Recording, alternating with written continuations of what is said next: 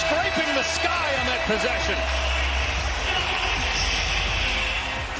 Living good and living to see another day. 112-101.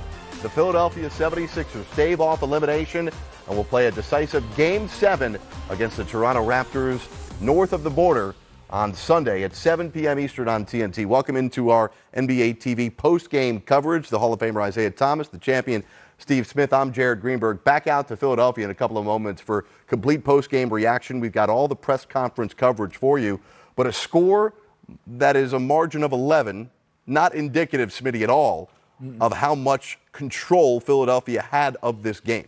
And I give Ben Simmons a lot of credit, Isiah. He started off this game, and you saw the first 4 or 5 possessions was a little shaky on both ends, and then he took over and made some plays, set the tone. And after that, I thought in the meat of the game, it was Jimmy Butler. But those two guys, for me, set the tone for the 76ers. Yeah, I couldn't agree with you more. I thought Simmons was fantastic, the way he responded after having a tough game, setting the tone, playing up-tempo, getting guys easy buckets, getting them off to good looks. So I thought Simmons was fantastic. 7 points, 3 of 5 in the Game 5 loss that you're referring to tonight. Simmons comes up with 21 points, 8 rebounds, 6 assists. It just seemed like he had a more aggressive mentality and approach to the game tonight. What I love is they play fast. Even off misses where it was dead balls, he still pushed the basketball. I think he's better when he's playing fast.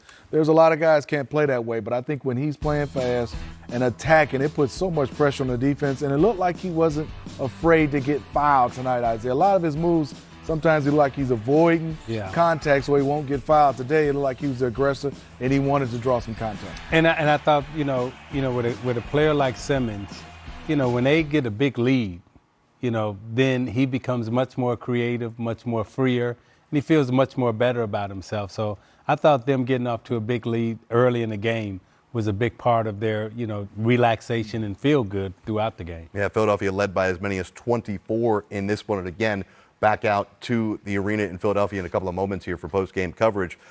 Toronto, they got such a great, well-balanced effort, Zeke, in Game 5. Everyone was contributing, and they didn't need that spectacular effort from Kawhi Leonard. Well, tonight, Kawhi goes for 29. Pascal Siakam has a solid game, but where was everyone else? Is it the old cliche about role players play better at home than they do on the road? Is that a real thing? Yeah, it's a real thing, and that's why you play for home court. That's why the regular season matters, and it matters because if you happen to end up in a situation like Toronto is in right now, you got a Game 7, which is at home, and your role players should play better at home in a Game 7 situation. So Philly did what they had to do tonight, and no, Toronto's role players didn't play well. You don't expect them to carry the load out on the road, Smitty. But when they get back home in a Game 7, you expect them to play much better. Isiah, what I was surprised at for the Toronto Raptors and Jared, they had so many open 3 looks. And they were hesitating. You pointed out one time with Serge Ibaka. Yeah. And then on a lot of those shots, it just seemed like they weren't sure of themselves. Marcus saw a veteran just kind of like hesitating with these open shots. Didn't want to take them. I know Pascal Siakam is being guarded by Joel Embiid. But you got to shoot with confidence. And I think tonight they didn't look like they wanted to take those shots. And also they didn't make them as well. So I think that was a hesitation as well. The 3 losses that Toronto has had in this series to Philadelphia, tonight the Raptors shoot a playoff low 25% from 3. And then their other 2 losses against Philadelphia this series, they shot 27% from 3 and 26% from 3. I don't know that that's necessarily just the game, but for a team that relies so much, or at least needs that 3 ball to complement Kawhi, there's your answer. It is, Jared. And the reason why I said is, is mind-boggling to me because the double team he was drawing and baiting, and he was kicking guys, and because of Joel Embiid, they weren't even full rotation. It was just like Joel Embiid was standing there. Yeah. And if he did rotate, they drive it, kick it out to another guy who have a wide open looks, and they couldn't knock him down at all. And I felt like Embiid's presence tonight in the middle in terms of shutting down the paint, blocking shots, changing shots, forcing Toronto to shoot from the perimeter. That in itself, let us know that Embiid, was ready to play. And I thought this was a big block. And I just thought, again, his presence around the middle, the way he threw his weight around, was big in the game. But you're right, Toronto's got to be able to knock down perimeter shots because those perimeter shots are going to be there because Embiid is such a presence in the middle when he's healthy and playing. And to your point, the energy level seemed to be higher. Embiid didn't have a single point in the first quarter, and Philadelphia still had to feel good about themselves. You know, I've said this for a long time, and I'll continue to say it. When the big guys really come to play, and they start throwing their weight around, and they start huffing and puffing and moving, and that, they create so much havoc in that lane, and the energy that they give off is infectious. So. I mean, and it's scary for little guys, really. I mean, because those big guys really can hurt you when they start moving around, like when they start huffing and puffing and everything. I give the big guys a lot of credit traditionally in this league, in the NBA, because at any given moment, if they wanted to, they could just end your career just like that.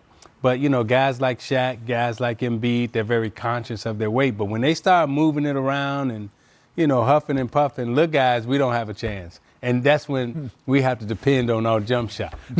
We'll hear from both head coaches in a couple of moments live at the podium. But if you were with us in the pregame show, Brett Brown was speaking about how Embiid had gotten more rest, how being at home had helped him. He felt better. I don't want to hear about him getting no rest. Look. Don't come to the press conference no more talking about how he got some sleep. Now it's the playoffs, Game 7. You don't want to hear that next press conference. He had his soup. I don't want to hear that either. Just play basketball. Hey man, look, you're getting paid to play, right? I understand your stomach was upset. You told me everything. You told me your stomach was upset. Yep. You told me you couldn't breathe right. You told me you couldn't eat right. You didn't sleep right. Only got 3 hours of sleep. Hell, man, just come play basketball and let me see. Well, the point I was going to make. And I don't want to hear your coach talking about it either. The point I was going to make was now they've got 2 days off to rest before Game 7 on Sunday. I mean, that should help, right? Same amount of rest as the Raptors have, right? Yeah. I think so, yes. Okay. Yes, right. I think it's equal for both teams. Well, he'll come to prep. Well, Embiid had some soup. I gave him a peanut butter and jelly sandwich, you know, and then for dinner, you know, he had a steak. You know, come, hey, he should be ready to go now. Really? Come on, man. Show up. Play. So you're saying if Embiid happens to pop up on the injury report between now and Sunday, you don't want to hear about it? I mean, I'm going to be suspicious. No one wants to hear that somebody's hurt. Correct. But in Game 7 in the playoffs, do you really think the Raptors are going to feel sorry for him? No. Not at all. Okay. And then you don't want to have a built-in excuse. He was sick. Your teammates know when you really couldn't go. Let the teammates talk about it. The teammates will tell. I can say Isiah was sick, and that's it. But no one, you can't start. I can't come in. No, Isiah's sick now. Not before the game. Hey, true story, right? When we was playing in the Eastern Conference Finals against the Boston Celtics, we go out on the road. Okay, the fans were so crazy. We didn't trust room service. Nope. Because room service, you know, back then in Boston, they would put something in your food. So we brought our own water.